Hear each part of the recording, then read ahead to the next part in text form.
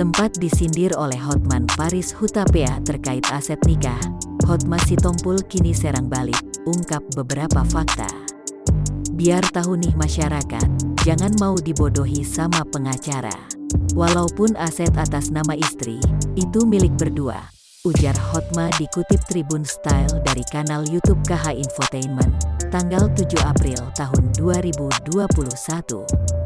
Kalau mau kan tinggal bagi-bagi saja, kata dia.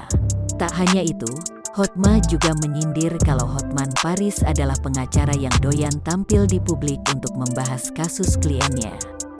Padahal kata dia, ada hal-hal yang tak perlu disampaikan di muka umum. Kalau pengacara, bekerja di kantor polisi, di kejaksaan dan pengadilan. Kalau tidak bekerja di situ tapi malah ada di media sosial, dia banci tampil, sambung Hotma.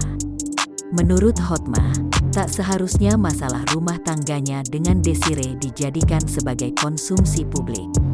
Semua yang harus dibicarakan di pengadilan, tidak patut dijawab di luar, kata Hotma Sitompul.